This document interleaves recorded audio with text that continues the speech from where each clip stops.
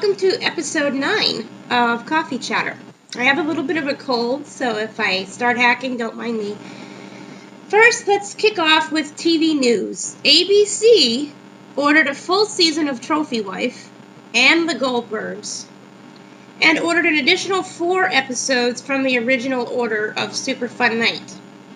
Back in the Game officially got the axe. NCIS adds a new character and actress to their family. Emily Wickersham is the new kid on the block of NCIS. Originally slated as a test character, the show producers decided to sign her on. Her character's name is Ellie Bishop, who works in the field of international threat development and global preparation. Although her character is introduced to replace Ziva, the producers and cast members say that is impossible. But Ellie seems to be making a good transition and already has a great working chemistry with the crew. And for our final segment of TV news, we have some sad news to report. Comedian Phyllis Diller has died on Monday morning in her sleep. A spokesperson for the family says that she went very peacefully and she was 95 years old. Phyllis Diller was a very rare breed of comedian that had us all laughing for years, and may she have heaven laughing hysterically. Rest in peace, Phyllis. Now for Dancing with the Stars. This was week 8 of the competition, so somehow I'm a week ahead of them, because I started the week that they announced the team.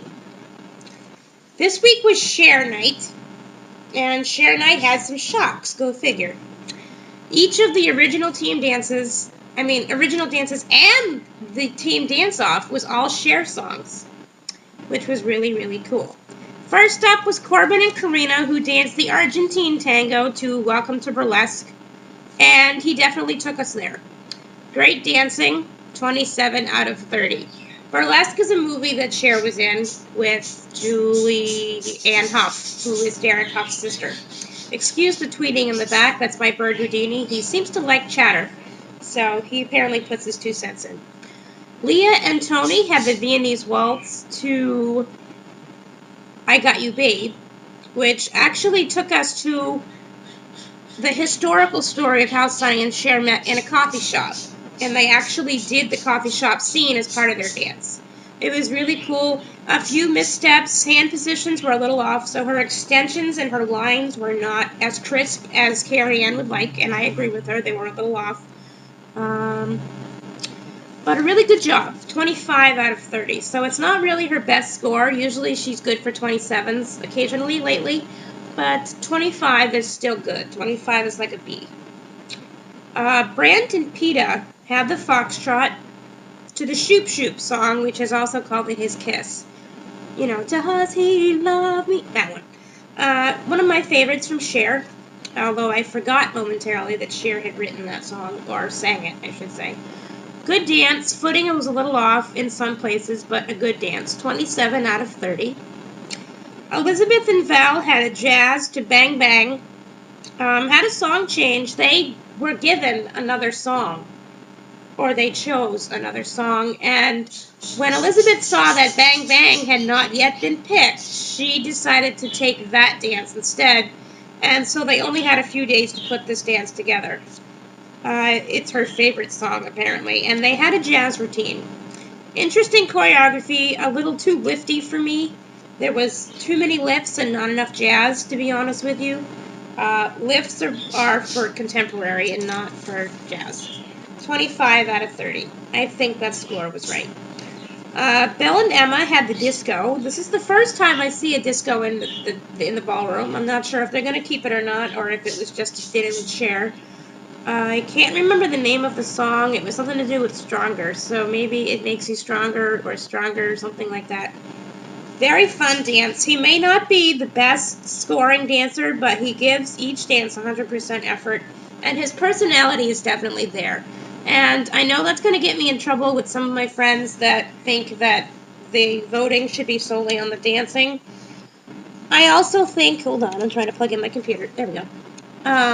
I also think that it should be about the personality. If you don't have the personality and you can't connect with the audience, they're not going to vote for you. And that's why Billingville is still here. And I won't spoil the official announcement of who was eliminated, but it was not Bill and Emma. 24 out of 30, so he stays consistent with his scoring, which is good. It's not, it's not about if you get the perfect score, or the 29 out of 30, or the... If you do, that's great, and that means you improved, but it's not required to score a perfect 30. You can still win the season and not score one perfect 30, depending on how your fans vote. Next was Cheryl and Jack. They had the tango to The Beat Goes On. It was a really good dance. Jack is definitely back in the game, although he was still a little stiff this week. Tends to happen when you have MS. 27 out of 30. Amber and Derek had the rumba to Turn Back Time, which is one of my favorites from Cher. Her footing was a bit off, and Amber was a little stiff because she tore a tendon in her knee. Now, I would hope that her fans would vote her off for next week. They were safe this week because they won the first round, and they're safe from elimination. They had immunity. But next week, they can be eliminated if her fans were smart enough to vote her off. And I hope that they were. And I'm not saying that because she's not a good dancer. She is. But if your fans truly care for you as a dancer, and if you're injured, they should vote you off so your injury cannot harm your future. Tearing a knee tendon is very dangerous because if she continues to dance, especially since it's getting close to the end of the season, she can potentially damage that knee forever. So I hope her fans think of that. But they got a 28 out of 30 and naturally won the round. The first round of individual competition, and they're safe, and they also did not have to dance in the dance-off round, which was round 2. The way the dance-off worked was each person that was chosen as a high scorer got to pick another of the 6 remaining couples to dance against. And then the couple they chose got to pick the dance. So it's kind of cool. So, for example, Corbin and Karina had the second highest score because there was a 3-way tie for the first place after Amber. And they chose to dance off against Elizabeth and Val. So Elizabeth and Val chose the cha-cha. They went against each other, and the winners of that dance-off was Corbin and Karina, who got an extra 3 points added on to their score. Brent and Peta chose to dance against Leah and Tony, the rumba, and Leah and Tony, surprise, surprise, won the rumba and got 3 points added to their scores. Jack and Cheryl versed against Bill and Emma on the disco, and Jack and Cheryl won the disco. Surprisingly, Bill Engvall is still alive, so he again has the community fan base going. The person who was eliminated this week was Brant Doherty and Peter Murgatroyd. Again, just goes to show you your fans are number one, and it's really fan-based this season, which I like. I like this new theme, and I like the fact that you vote the week before. So that way, if, for example, the Patriots are off this coming weekend, but they're playing on the 18th, which is a Monday Night Football. So the question will be, will Fox take it and knock their shows off, or will ABC get it and Dancing with the Stars will not be on until 1:30 in the morning? If that does happen, all you do is you vote blind if you live in this area. If you're an out-of-stater, you might be all set if you're a voter. But if you are local and you can't watch that episode because of football, just vote blind. You know your favorite person's number.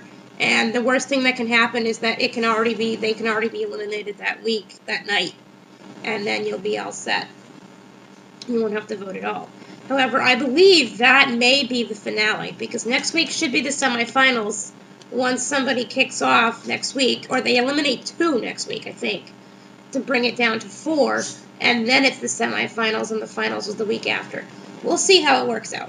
But if that does happen, I will stay up until 1:30 and watch it so you guys can have an episode on Tuesday morning. Or Tuesday, whatever time I get it done. Next, we have our reel-to-reel movie review, and this week is a rare movie. It's an independent movie called Certainty. I came across this movie on Hulu by pure accident. I had just finished typing in Valerie Harper's movie titles on Hulu to see if any of them were there, because the only one that the library had was Blame It on Rio, which was very good. That was her most popular movie, but I wanted to see more of Valerie. And they didn't have any of Valerie's movies, so I typed in Valerie Harper just to see if maybe there was a movie that I hadn't seen or seen listed. And lo and behold, this movie pops up. Turns out this is one of Valerie's lesser-known movie parts, and it's also one of her most recent. This is a movie based off of a screenplay by Mike O'Malley. Yes, the host of the Nick show, Guts.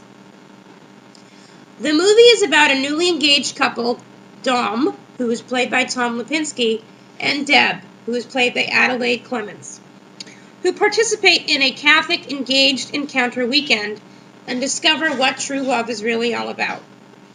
Valerie plays the groom's to-be's mother, and as usual gives a stunning performance. Valerie in this movie is a devout Catholic who will not give up on her son Dom, who seems to have fallen from the church, especially after the death of his father 15 years ago. From a drunk driver, from what I understood later in the movie. Being a single Catholic woman myself, I enjoyed this movie.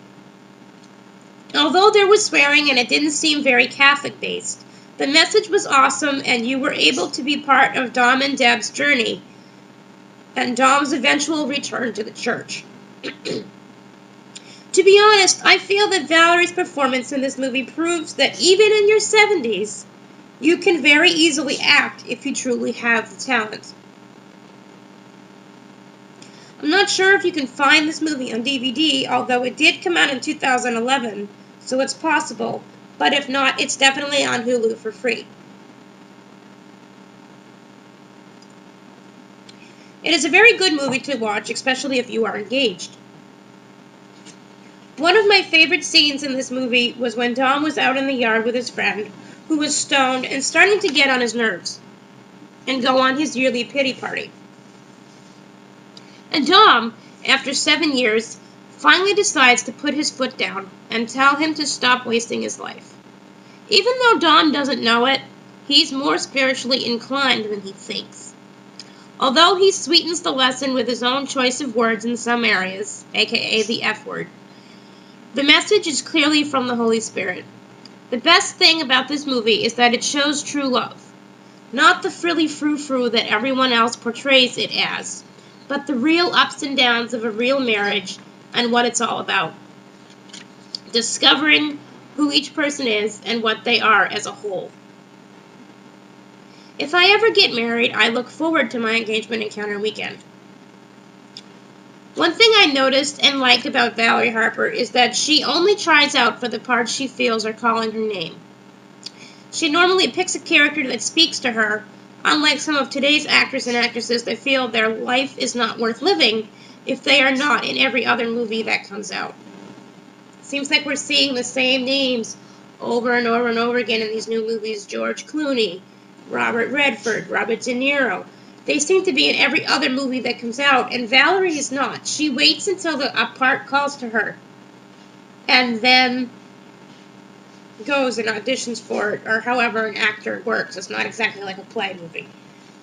I believe she is also currently making a movie, even though she's going through cancer treatments, though I'm not sure which movie that is. I brought back Paranormal Corner this week because we have some updates. We did find out that this apartment, along with many of the apartments on this street, were used as mill housing for mill workers. However, the ghosts in our apartment are not related, at least not the two younger ones that I have the most experience with. Caleb, the ghost that my nephew interacts with that lives in our back stairway, died when he was 8 or 9 years old. He, like many kids, was the victim of the popular child game Truth or Dare, and was dared to jump off the 3rd floor balcony. He accepted the dare, which resulted in his death. The young girl that lives alone in my bedroom, above my bedroom in the closet upstairs, was in her very early teens and was badly abused, seeking refuge only in the closet. where she eventually ended her own suffering. My friend Raina has the psychic medium ability and offers her services to help others for free. She doesn't charge for this. She was able to connect with these two and allow them to share their stories with us.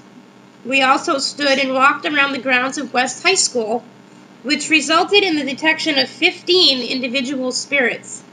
None of the spirits are harmful, and most were students or staff. We were able to communicate with 2 of the 15 spirits.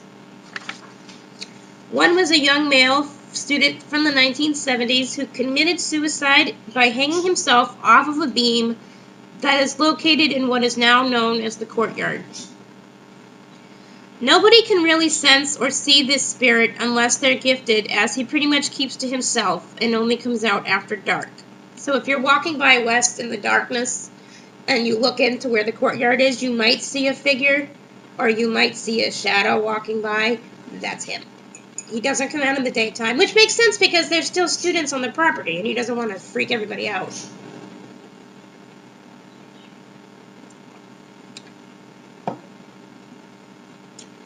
The second spirit we were able to communicate with is that of a young girl, also a former student, only her story is not as simple.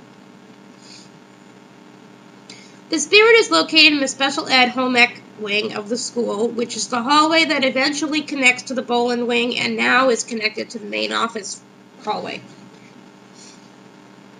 And many students and teachers, especially those that are sensitive, claim to suddenly feel sad and somber when walking through that hallway. That is the spirit of this young girl trying to get your attention via your emotions. She was raped and murdered back in the 1950s, early 1960s, by one of the janitors that was working there at the time. Ironically, the janitor's closet is located in that hallway, which makes me believe the terrible acts happened in that room. I was always one of those that felt sadness upon walking through that hallway. Although I wasn't doing it 100% on purpose, I noticed myself finding ways to use that hallway as often as possible. Maybe she was trying to communicate with me all along. Some of you may be wondering about if these ghosts are able to be removed, especially when you hear that a place has 15 spirits. You're like, I want them out of there. Because these spirits are residual energies, meaning they do not harm anybody, the best thing to do is to leave them be. After all, they were there first and have some personal connection to the area. However, if you ever experience anything that is extremely creepy or bothersome, like physical touching when nobody is around, hearing screaming or loud voices with nobody near you, or violent activities such as items being thrown, contact a medium or paranormal group immediately, and a cleansing ritual can be done. Lucky for you, there's one starting up. Which leads us to our next piece of this segment. More good news for those of the Paranormal Corner that love this segment. Starting sometime this month of November, Paranormal Corner will become a staple segment, which means it will be featured at least twice a month. The reason being is I've been asked to join a ghost hunting group as their spiritual protector. Basically what that means is because they recognize and acknowledge that I'm devoutly Catholic, they want me to go with them because spirits, especially positive or non-negative ones, will be drawn by the deep spirituality and are more likely to cooperate and thus willing to cross out and over, if they wish. Our first location is set to be Valley Street Cemetery, although the exact date we go is not determined yet. We do a cleansing prayer before and after an investigation to protect ourselves from possession and attachment with the spirits. I will also bring holy water, rosary beads, and a book of binding prayers to each investigation just in case the prayer that they have is not good enough. I'm really looking forward to researching and investigating these alleged hauntings and seeing if I have any experiences of my own, as well as to learn how to use some of the equipment properly, which I can then know how to use on my own if I choose to do an investigation somewhere.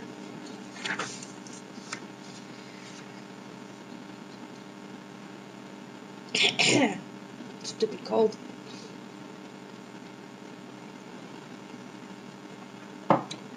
Next, we have our usual closing of the Reflection Corner and our Saints of the Week, which there are 4 today, so you're not done hearing my crappy voice yet. Our first reading today is from Wisdom chapter 3, 1-9. This reading is popular amongst funerals, and it's actually one of my favorites. But the souls of the righteous are in the hand of God, and no torment will ever touch them. In the eyes of the foolish, they seem to have died, and their departure was thought to be an affliction, and their going from us to be their destruction. But they are at peace. For though in the sight of men they were punished, their hope is full of immorality. Having been disciplined a little, they will receive great good, because God tested them and found them worthy of himself. Like gold in the furnace he tried them, and like a sacrificial burnt offering he accepted them. In the time of their visitation they will shine forth, and will run like sparks through the stubble. They will govern nations and rule over peoples, and the Lord will reign over them forever. Those who trust in him will understand truth, and the faithful will abide with him in love, because grace and mercy are upon his elect, and he watches over his holy ones. Our psalm, another popular funeral psalm, catching the theme of today's story, are you? Is Psalm 23, verses 1-6. The Lord is my shepherd, I shall not want. He makes me lie down in green pastures. He leads me beside still waters. He restores my soul. He leads me in paths of righteousness for his name's sake. Even though I walk through the valley of the shadow of death, I fear no evil. For you are with me. Your rod and your staff, they comfort me. You prepared a table before me in the presence of my enemies. You anoint my head with oil. My cup overflows. Surely goodness and mercy shall follow me all the days of my life, and I shall dwell in the house of the Lord forever. And our gospel is John 6, verses 37-40. All that the Father gives me will come to me, and him who comes to me I will not cast out. For I have come down from heaven, not to do my own will, but the will of him who sent me. And this is the will of him who sent me, that I should lose nothing of all that he has given me, but raise it up at the last day. For this is the will of my Father, that everyone who sees the Son and believes in him should have eternal life, and I will raise him up at the last day. Now you may seem to think that I chose these readings on purpose because of, this weekend was All Souls Day, but EWTN is ran by a seraphic order of friars. And on November 5th, they celebrate All Souls Day for their order. So everybody that belonged to that order is remembered. And that's where I get the readings from, so today that's what I had to read.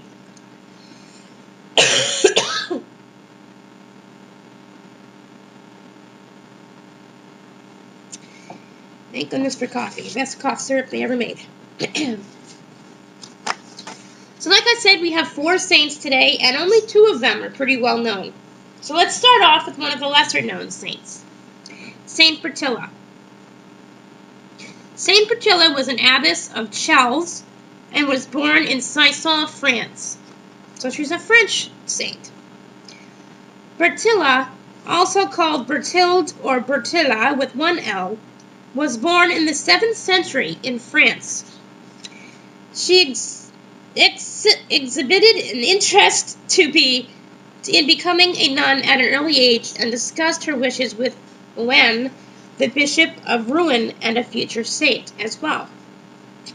With the bishop's support, Bertilla finally won her parents' approval to join a convent, and they accompanied her to the monastery at Rouen, not far from Paris.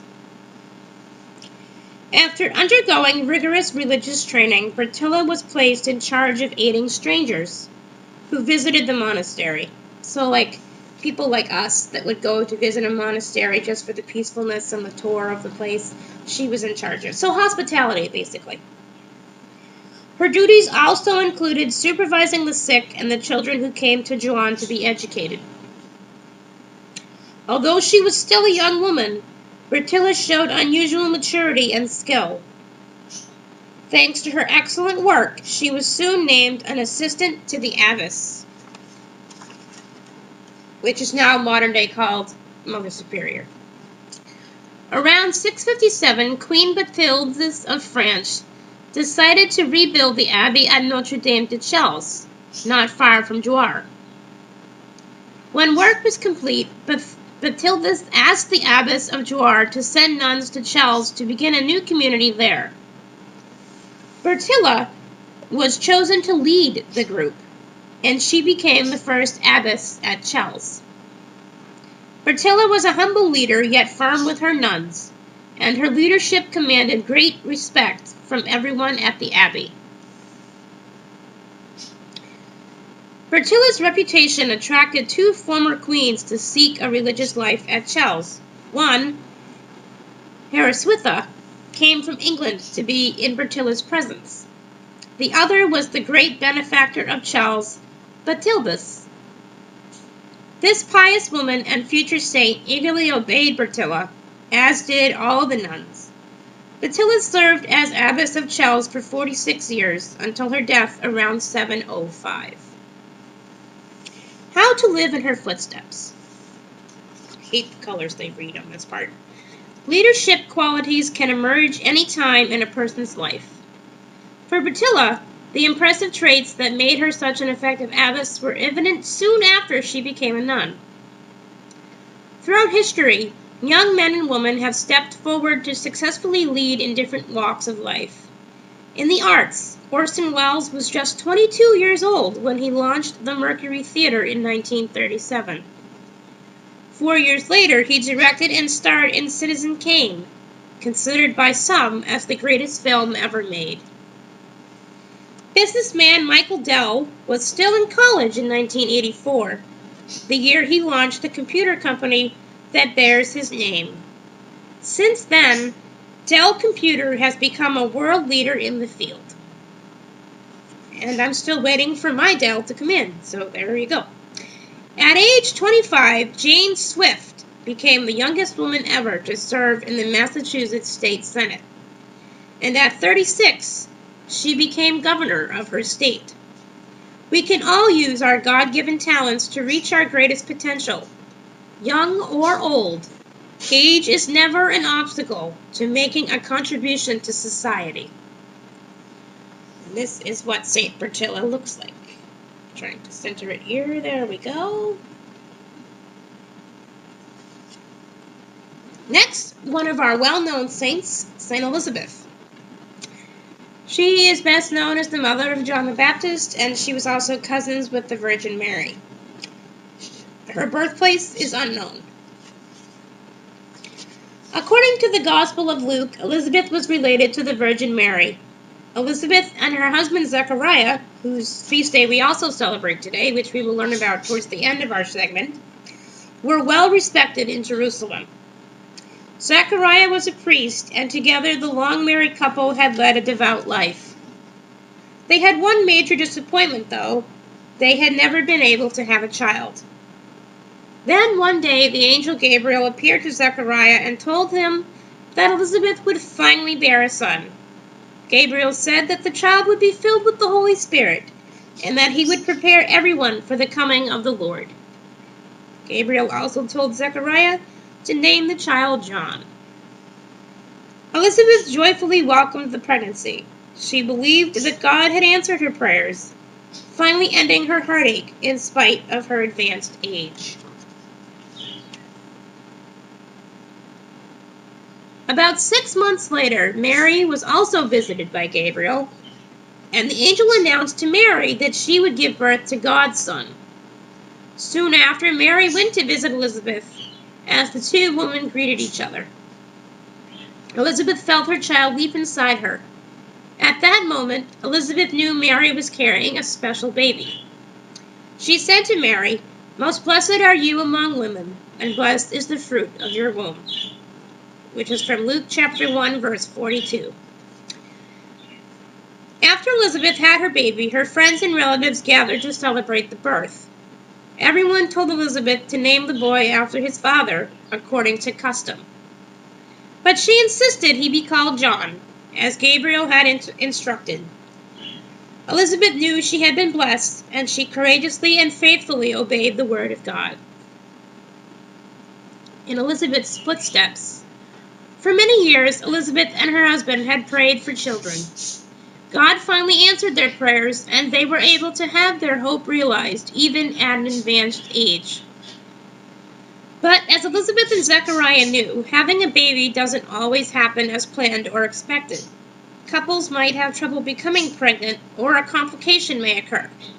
As a result, expectant parents often need spiritual counseling or reassurance during this exciting but sometimes anxious time. Today, expectant couples can turn to a number of organizations that will help them deal with pregnancy issues. Bethany Christian Services is one such organization with 70 offices in more than 30 states across the country. Some of the services Bethany offers are counseling for waiting families and couples who suffer from a miscarriage, adoption services, and infertility ministries. To find a Bethany office near you, call their headquarters at 616-224-7610 or go to bethany.com. And here is a popular painting of St. Elizabeth and Mary at the Visitation. Next, back to our unknown saints of the day, St. Emmerich. St. Emmerich was a Hungarian duke and was born in Esztergom, Hungary. St. Emmerich's parents, King Stephen of Hungary and his wife Gisela, are also venerated as saints. The development of their cult was certainly influenced by the role the family played in the country's Christianization. Emmerich was born in the capital of Arpad state, Erzurum. The date of his birth is not certain. Some historians mention 1000, but 1007 is more often accepted. The prince was brought up by St. Gerard, abbot of the Benedictines in Venice. Later, Bishop Snesned and a martyr probably impressed by his monastic spirituality, Emmerich took a vow of chastity at a young age. St. Stephen also had an impact on his personality. He wrote the work Principles of Education for Prince Emmerich. Although Emmerich performed his state functions as was his duty, his passion focused on his faith. Privately, he followed monastic ways. His father, King Stephen, wanted his son to take over the throne before his death and prepared him for this by arranging a political marriage. Emmerich agreed to marry for the sake of the state to a Byzantine, Polish, or most likely Croatian princess. However, Jan de Gloss, in his Polish Chronicle, describes Emmerich's trip to Poznan and Gniezno to meet his future wife from the Piast dynasty. He supposedly made offerings in the monastery at Mount St. Catherine in the Holy Cross Mountains. However, there are no documents confirming his presence in Poland. But Stephen I's plans were prevented by Emmerich's unexpected death. The prince died on September 2nd, the year 1031. According to some accounts, he was killed by a wild boar during a hunting expedition. He was canonized with his father in 1083. In his footsteps, all who enter an order profess 3 vows: chastity, poverty, and obedience.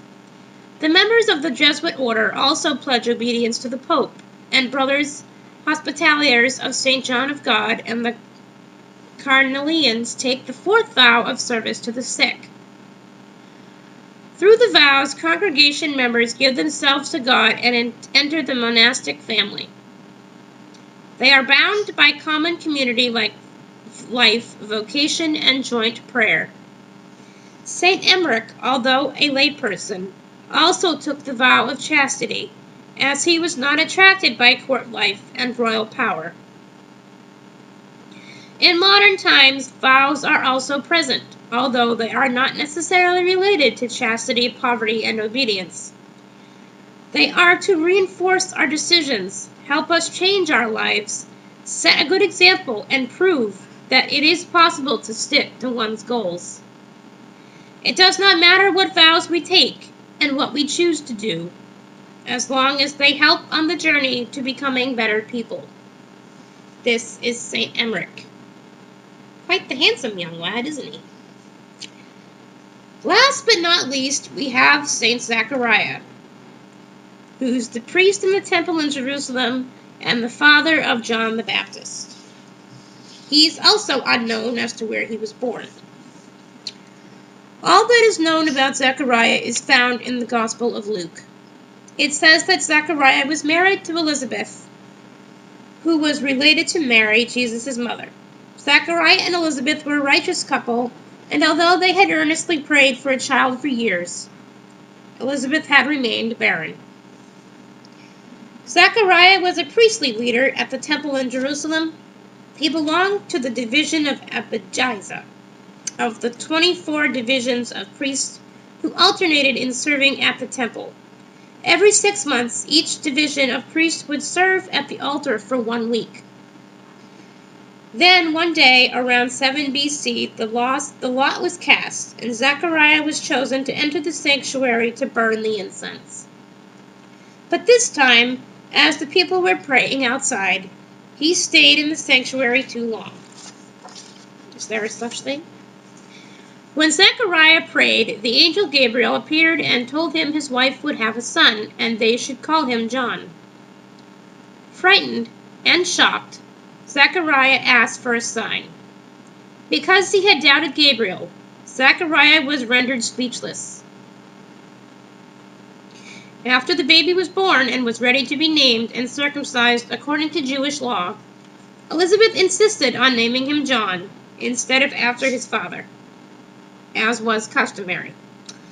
The family objected, but Zechariah settled things, writing on a tablet, "His name shall be John." Immediately, Zechariah miraculously regained his voice and praised God in a canticle. Many theologians believe Zechariah died a martyr. An apocryphal text says Herod had killed him in the temple.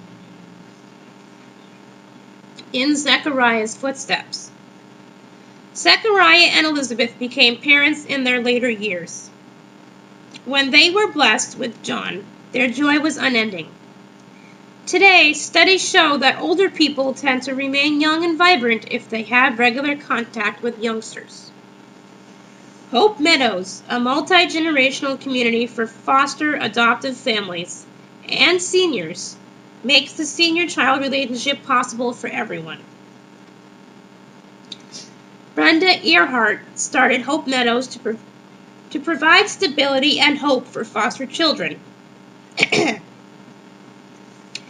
Seniors devote 6 hours each week to grandparenting the children in exchange for low-cost housing.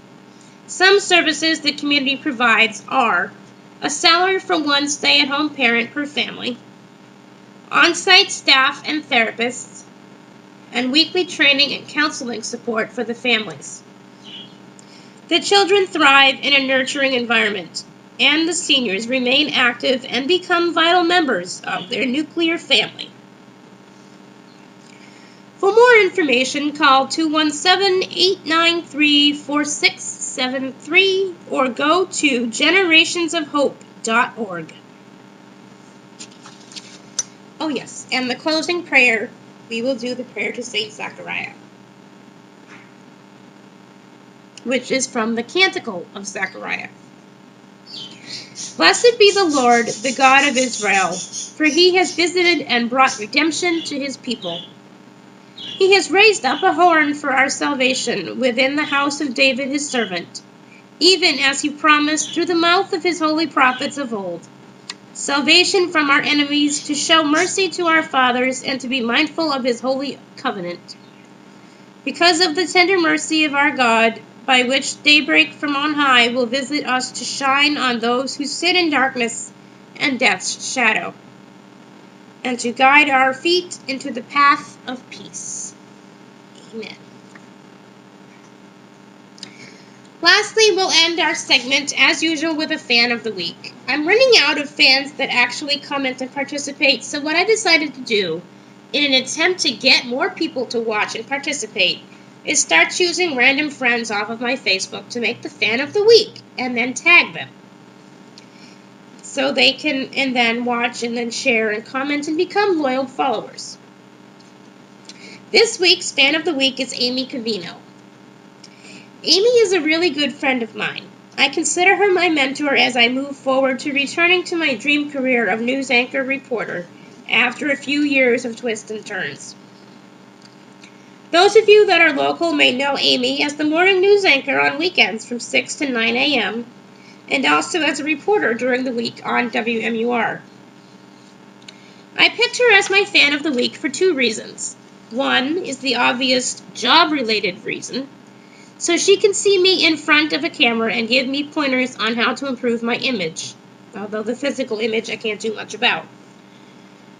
Both as it appears on screen and my self-image and ability to believe I look all right on television camera. Ha! Good luck with that, Amy.